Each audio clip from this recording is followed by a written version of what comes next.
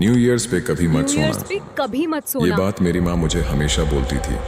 मैं काफी सालों तक उनकी बात मानता रहा, क्योंकि माँ है, बिना वजह थोड़ी बोलेगी। मुझे लगता था वो इसलिए बोलती थी क्योंकि हर साल न्यू ईयर पे उनकी छोटी सी पार्टी होती थी और मुझे उनका हेल्पर बनना पड़ता था। हर साल माँ अपनी फ्रेंड्स को बुलाती थी, कार्ड्स चलते थे, ड्रिंक्स होती थी और मैं ग्लास भरना, नमकीन, चीज और क्रैकर्स रीफिल करना।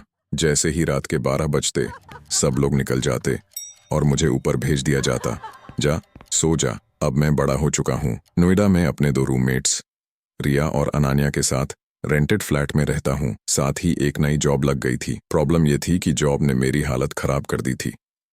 लोग शिफ्ट्स पे नहीं आ रहे थे, लोग क्विट कर रहे थे और हर मिसिंग शिफ्ट का लोड मुझ पर आ रहा था।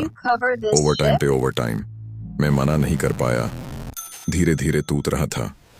इसलिए जब न्यू ईयर्स ईव को मुझे फाइनली अर्ली ऑफ मिला, मैंने सोचा थोड़ा रिलैक्स कर लेता हूँ।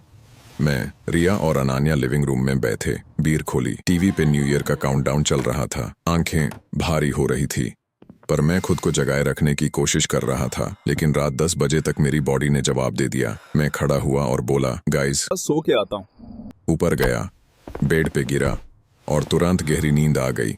सपना भी बहुत नॉर्मल था, शांत, सेफ। जब आंख खुली, घर बिल्कुल शांत था। बाहर धूप तेज थी, लेकिन उस रोशनी में भी कुछ अजीब लग रहा था। नीचे आया, फ्रिज खोला और लिविंग रूम देखा, पूरा मेस था। मैंने आवाज लगाई, रिया, अनन्या।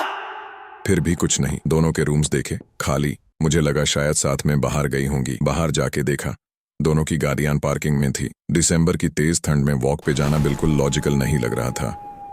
तब मैंने रोड देखी, बिल्कुल खाली।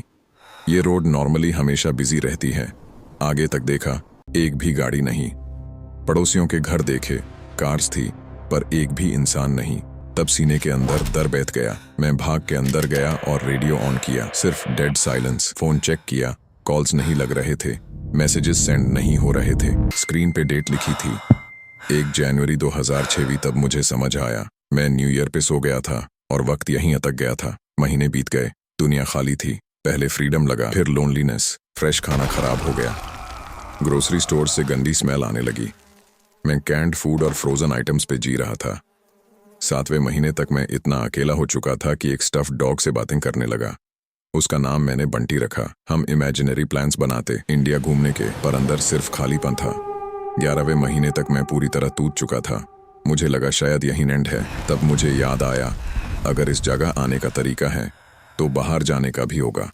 तब मैंने उन्हें देखा, वो चीजें 9 फुट से भी ज्यादा लंबी, इंसान जैसी आवाज पर गलत इंग्लिश, जैसे जबरदस्ती बोलना सीखी हो, और वो मुझे ढूंढ रही थी। आज एक बूंद दिसंबर 2025 है। मैं राजस्थान के एक सुनसान हाईवे के पास छुपा हूँ। वो मेरे फुटस्टेप्स फॉलो कर रही हैं, वो करीब आ रही हैं। मुझे डर है मैं न्यू ईयर 2026 नहीं देख पाऊंगा। अगर मैं नहीं बचा तो मेरी माँ की बात याद रखना। न्यू ईयर्स पे कभी मत सोना।